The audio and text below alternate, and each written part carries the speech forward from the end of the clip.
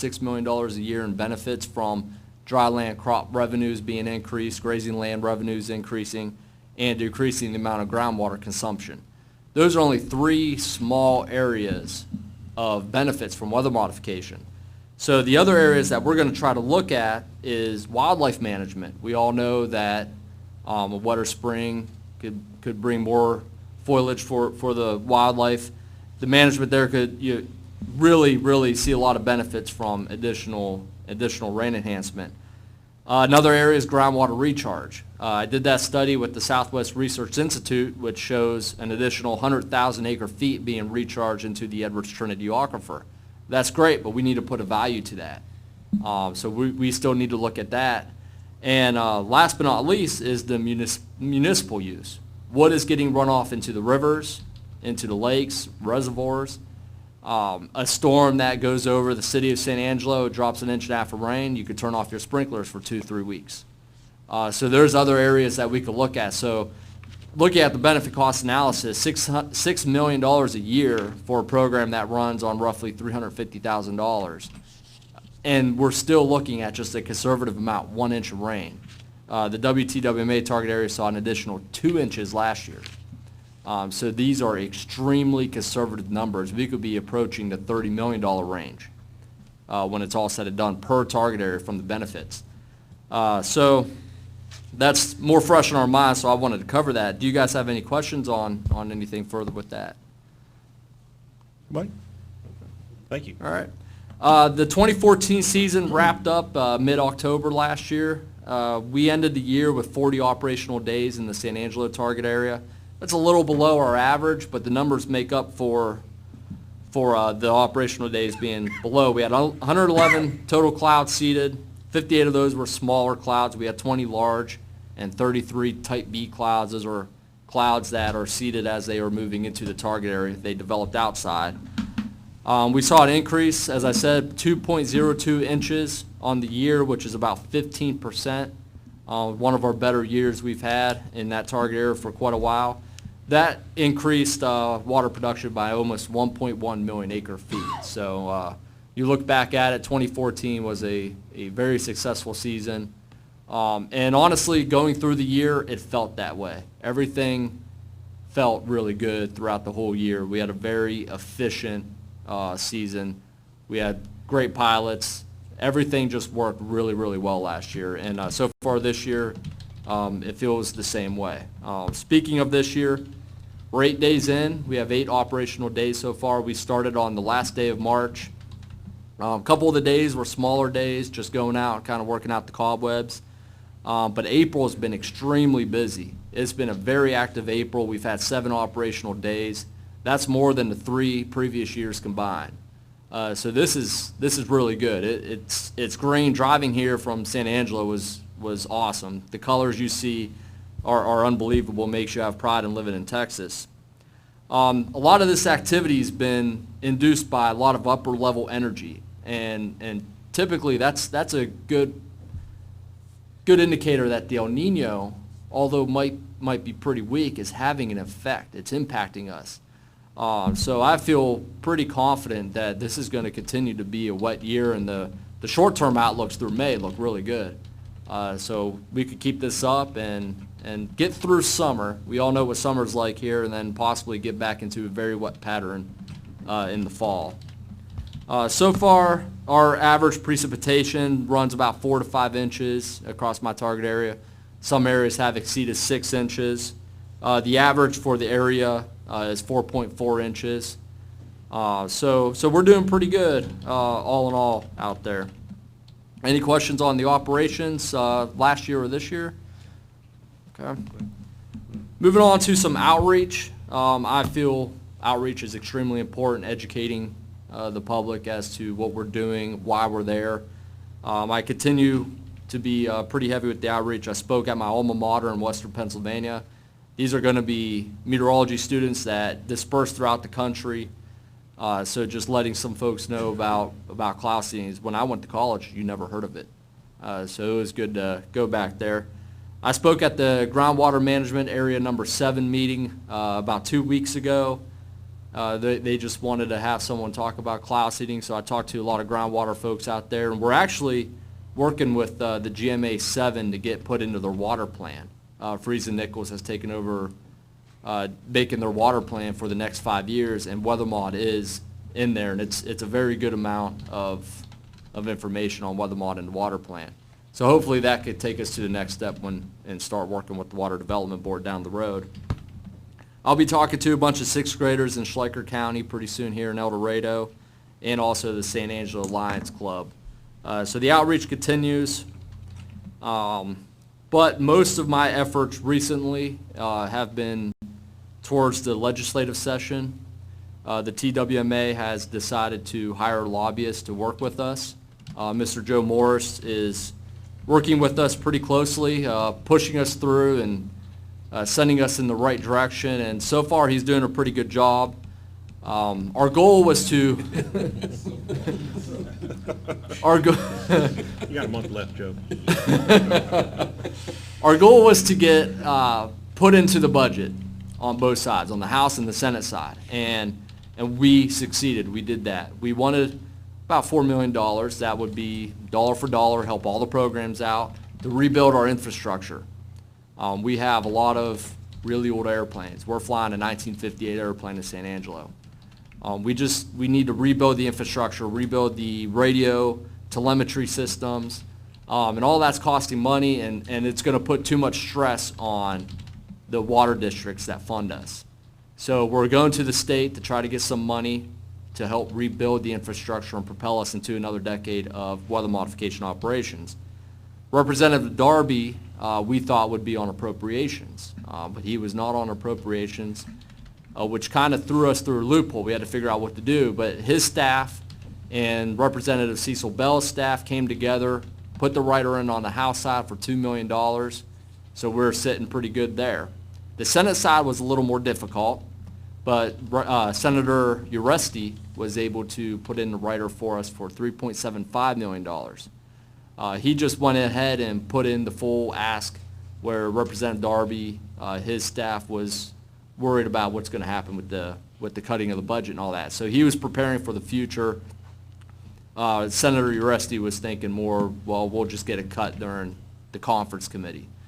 So then that's where we stand right now, is the conference committees. We just met with folks from all 10 offices to try to make sure that we stay in the budget. This money is sitting in Article 11 right now, but when it goes through committee, it'll be put in Article 8 through the TDLR.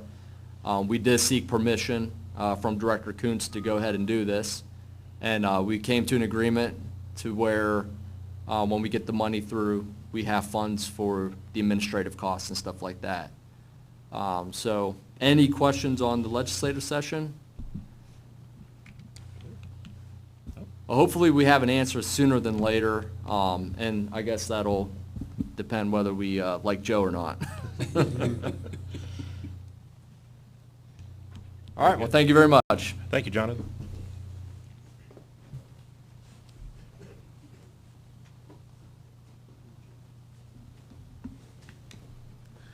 Good morning. I'm Todd Flanagan, the meteorologist with the South Texas Weather Modification Association.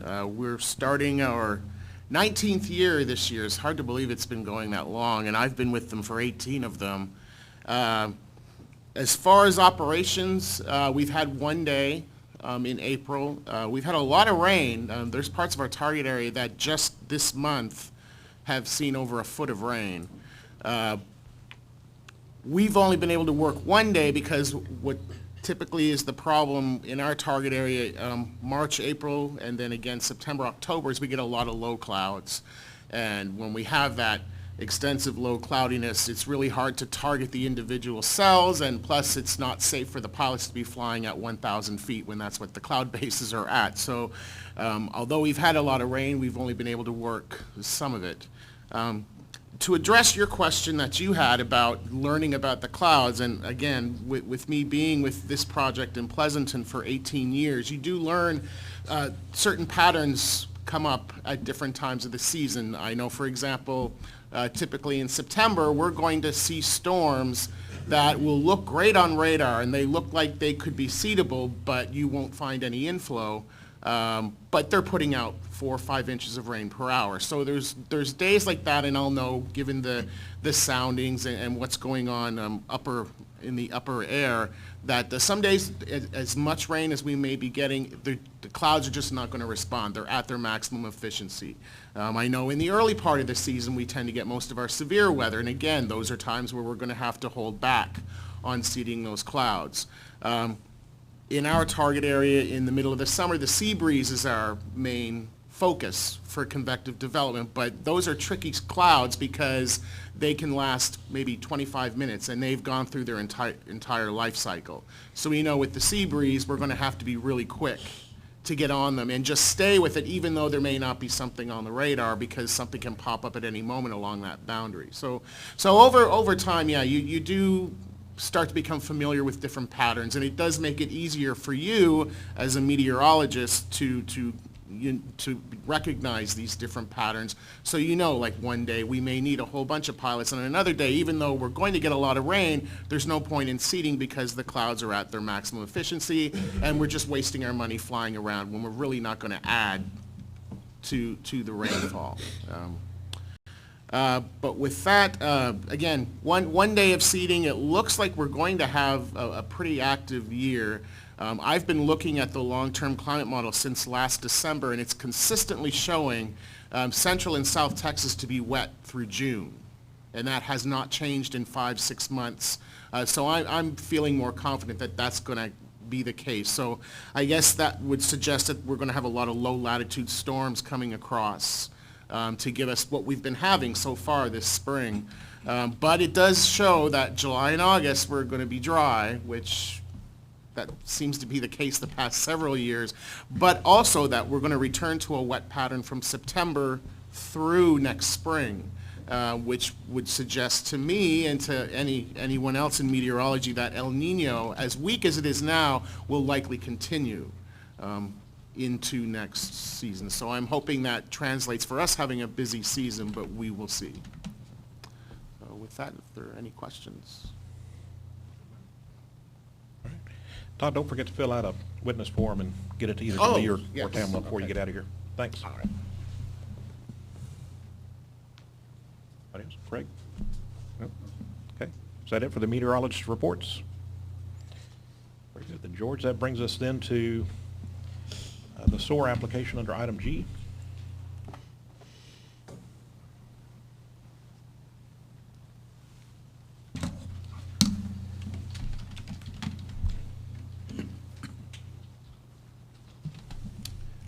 Mr. Chairman, George Bomar, Weather Modification Specialist at TDLR.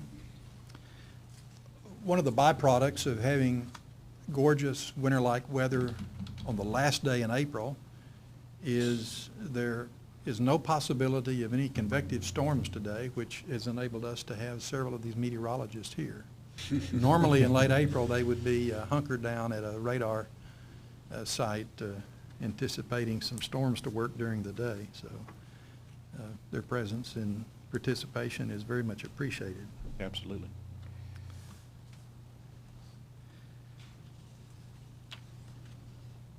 TDLR issues licenses and permits for weather modification operations, and we currently have 8 licensees and 11 permits that are in force. The licensee, or the weather modification license, attests to the qualifications, education, expertise of the individual or individuals that are making the day-to-day decisions on when and where and for how long to do cloud seeding.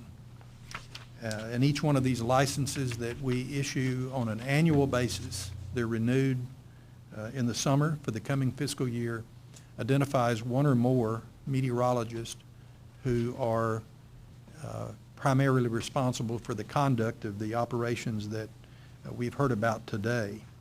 The permits, on the other hand, are specific to individual projects, and in order to get a permit, A licensee has to publish a notice of intention, provide an operations plan that we review and accept. Of course, fees and application forms have to be submitted. We have no permit applications before the committee today, but we do need some help from the committee with regard to 2 licenses. One held by the city of Wichita Falls, the other by the SOAR program, SOAR standing for Seeding Operations and Atmospheric Research, the company that's based in Plains and that has had a project along the Texas-New Mexico border for a number of years.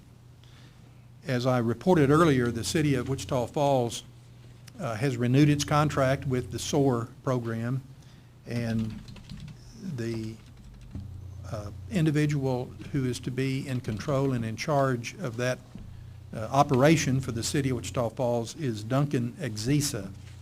And you have a copy of Mr. Exisa's resume before you. He has recently worked at the National Center for Atmospheric Research. He has worked in Texas in the past as a weather modification meteorologist. He will be directing the operations of the program to put water in the 3 reservoirs that serve the city of Wichita Falls. And so the SOAR program has submitted an application to amend its license. The current license is good through the end of August of this year, to add the name of Duncan Exisa. That's for the Rolling Plains project, the one that's north of Abilene that is in the process of getting started. The city of Wichita Falls, on the other hand, has its own license. It has SOAR as its contractor, and the licensees that are identified on that license for the city of Wichita Falls have been SOAR program personnel in the past, and they want to also add Duncan Exisa to their license. So we have 2 applications to amend licenses to add the name of Duncan Exisa. And I would just point out that Mr. Exisa previously has been on a Texas weather modification license. I move that we approve. Second. Ready to move to approve both Yes. license applications? Yes. For SOAR and for the city of Wichita Falls, okay? So we got a motion and a second to recommend approval of both licenses? Yes. All right. All those, in discussion? All right, all those in favor, please raise a hand. Let the record reflect the motion carried unanimously. I don't think we have any questions about his qualifications, George. I think we're good. Well, then that brings us next then to discussion about our next meeting for agenda items. And we can just open item I as well for discussion of date, time, and location of the next meeting as well. So for A, is there anything, committee members, you would like to have on the next agenda item? Other than our routine items? Well, I'm sure we'll need a review of the legislation, of the legislative efforts. We'll see if Joe keeps everybody happy. That'll be good. He will. He's good. All right. Any other questions? We will George? also have the 8 licenses that will be expiring at the end of August, and I anticipate that all of the licensees will be submitting applications to renew for another year. Okay. We might even possibly have a 9th application, but a meeting in the late summer would be timely in order to get those licenses renewed by September 1. There was some discussion about the magic of Thursdays. I know that typically works well for many of us, but I'm flexible on dates if days other than Thursdays are not as preferable for everybody. Fine with me. Well, I'm the one who raised the question about Thursdays, but I'm totally flexible, and since I live in the Austin area, I'll rescind any whining about that. Does any Thursdays still work better for everybody else? And I'm pretty flexible too. I'm not far away as well, so, okay. Okay. In which case, George or Tamil, do you want to give us a suggested dates that work well for the commission? The 20th or the 27th? June or July? August, I'm sorry. Or do you all want to go back to July? August is fine. It probably gives George plenty of time to get all the applications in, right? August 20 works. Anybody have any conflicts this far out? I couldn't tell you. All right. Well, then, we'll just tentatively mark in for August 20th and subject to call. Okay. Any other new business we need to bring up? Don't think we can bring it up, but I've got a question of George. We hear a lot in the press about the emergency coming up in California with, they're out of water. We hear a lot about it, but we don't hear anything that anybody's doing about it. Are they, I don't see any research from there or any additional efforts. Can you shed some light on what's going on out there? Brad, are we okay with that if we open up some agenda item on that? Maybe we better report on that at the next meeting. I don't really see anything on our, Okay. I didn't on see anything our broad enough either. agenda It's a to, very I good question, think but that's you two could talk one-on-one afterwards. Okay. All right. Maybe we'll have And an let's update at the maybe talk next. about it next go-round. Okay. Anything else? In which case, then, we are adjourned at about 11:08 a.m. Thank you all very much.